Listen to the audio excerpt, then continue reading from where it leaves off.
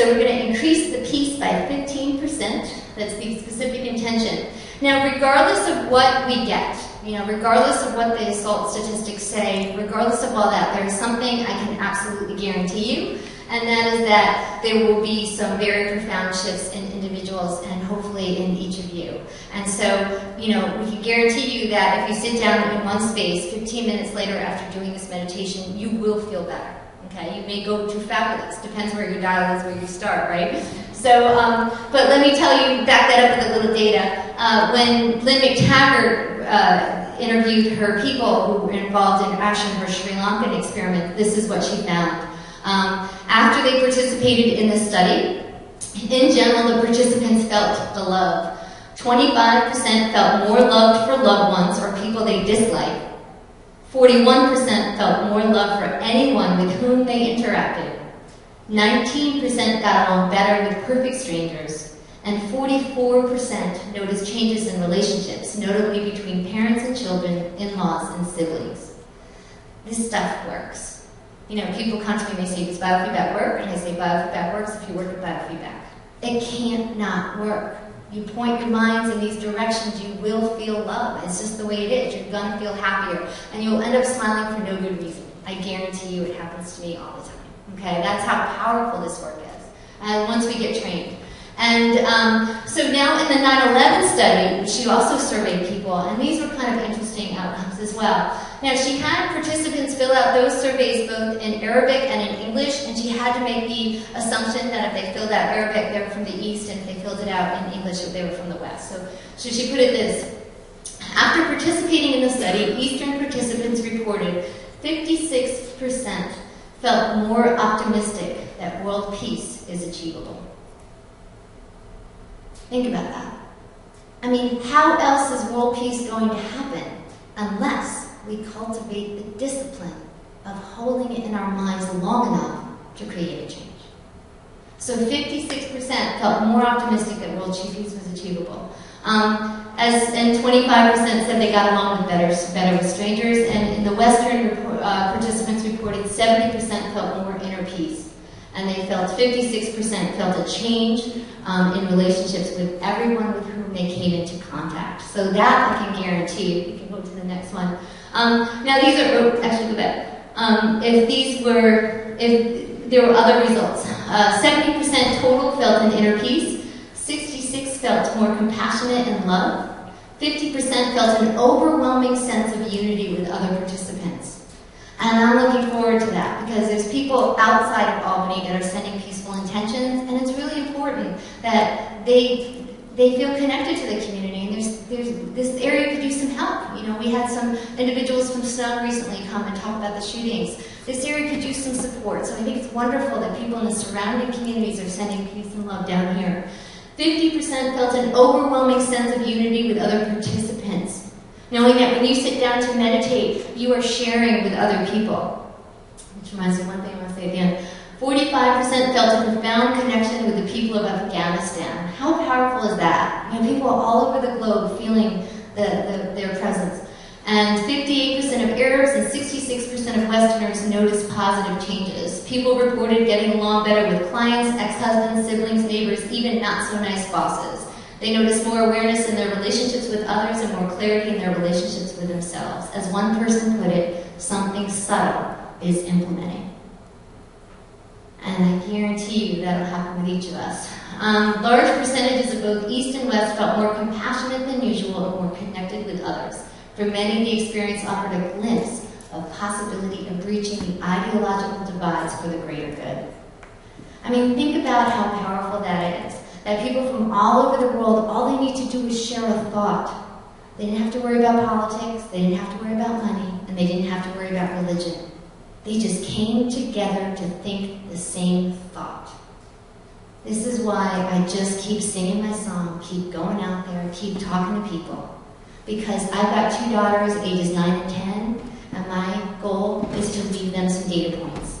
So that maybe they'll never feel so disempowered when they watch the news. That maybe we could come together and leave something for them, to some breadcrumbs for us that they can follow. So will it work? I don't know. Let's find out. We got nothing to lose except stress and unnecessary relationship struggles due to mismanaged nervous systems. That's the way I feel. If we've learned how to manage our nervous systems, we wouldn't have nearly the challenges we do in relationships. Can our intentions change the world? This is an important empirical question, and we need your help. We need your help. We can't do this without you. And when you go through the month of January and you think, oh, I don't feel like meditating today, think about the people in this room. And think about all the people in the study. And think about how we need your vote. And we need you to step up. And we need you to help us to figure out whether or not there's anything to this stuff so that the next generation, they don't have to kind of feel as disempowered as we have at times. So, no, you can skip over that. So we all know how to participate, all right? Thank you. Let's go change the world, all right?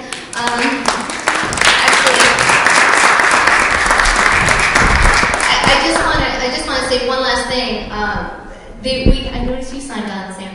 There's something on your iPhones. There's something called Insight Timer, which is it's Insight, the word Insight with a T, and then Timer, another T. Insight Timer. And it's a wonderful meditation phone app that we have a group, Albany Peace Project, on there. Very few people are, but it's fun, meaning that when you've used it, is that right? Did I see it on there? I haven't found it yet, but I use the app all the time. Oh, okay. Oh, okay. Right. And it's kind of neat because I didn't think I'd use it because I'm not a big phone app person. But this idea that I sit down and I do my meditation, and then all of a sudden I finish, and someone says to me, "Thanks for meditating with me." Like, how sweet is that, right? I mean, we're all doing this all individually, and we think that it's just us, right? But in this Insight meditation timer, we can all come together, and my plan is that next year we're going to have meditation accountability partners so that we can kind of check in with each other to see if we've done it. And just to let you know, as I said, this is supposed to be another 10 years. Each year we're going to add to the data, so we're just learning this year. All right, any questions? Donna? You mentioned in one of your slides that the Albany Peace Protocol, which I thought was pretty awesome. Is that on your website? Oh, that's a good idea, Donna. We could post it if you'd like. Yeah, I really like that. Yeah. Okay. Okay, great. Okay, thank you. That's a great suggestion. Anyone else? The Taggart video, is that available to look at outside of the stand? Absolutely. Go to YouTube. You'll see Lynn McTaggart quite a bit. Is that a TED Talk or something? No, that one wasn't. But she's a leading researcher. She's got top scientists working with her now. So she's actually an investigative reporter originally, actually. It's kind of interesting. Heidi, are you got a question in the back? Yeah, so I just found this last night late. Oh. Can we just start at any point, and can you still put it out to other people that you might be interested in? Absolutely, and please. Yeah, no worries. Don't worry. If you miss a few days, don't worry. We need your vote any day. And the idea is if you could check in at 7 a.m., 12, or 7 p.m., there's something they suggest in the literature known as a dosage effect. So the more people click in at one point or meditate together at one time, there may be a greater dosage. Any other questions? Yeah? What level of participation have you already seen, if you're aware of that? Mark? We had over 800 people each of the first 2 days. And so, that's kind of exciting because we have 700 people actually registered. So, the numbers are looking pretty good. I mean, we'd like to have 4,000, Right. but we're starting from scratch, so we're getting going. And we will be adding, hopefully, participants all the way up to the very end and even beyond. So, it's not too late. Our plan is for the next year to kind of training more. So next year, more people are more skilled and trained. We're also going to work a lot with senior centers last year. I want every senior center working on this. I'm excited about that. Really excited about where we're in human resources. My dream, how Martin Luther King had a dream? My dream is, you can have a cigarette break, you can have a coffee break, you can have a walk break. My dream is that people are able to have meditation breaks at work. Look at my dream, like Martin Luther King. Yeah, let's forget that. See? And I understand there's a human resource group in the area that I'll be approaching on that. So we're going to really infiltrate the work environment, I'm hoping, right? Doesn't it make sense? The research shows that when we do this, we take this kind of break, we actually work longer and we're more creative. So it's actually very cost effective. All right, so I think that's it. Is that right? Oh, yeah, go ahead. So is this just for the meditations just for Just for this month, but we're going to be video blogging and and we're going to need more help. We're recognizing next year we have to have committees, get rolling the stuff out to the public, and we're going to be training on intention, those types of things. So just stay tuned with us, stay with us all year if you could, and just keep, and then hopefully you'll catch the wave again next year. So that would be great. I feel like there was one other thing I was going to address. Any other questions? All right. Well, thank you all. This has been fun. What's next? What are we going to do next year? Oh, right. Next, actually, we're going to hear Mark Shepard's song, Together We Can Change the World. And just to let you know, Mark is being nominated. Actually, he's been nominated for this song, and he may receive an award for it in the next week for Positive Song Awards. So, we're doing Together We Can Change the World. Cool.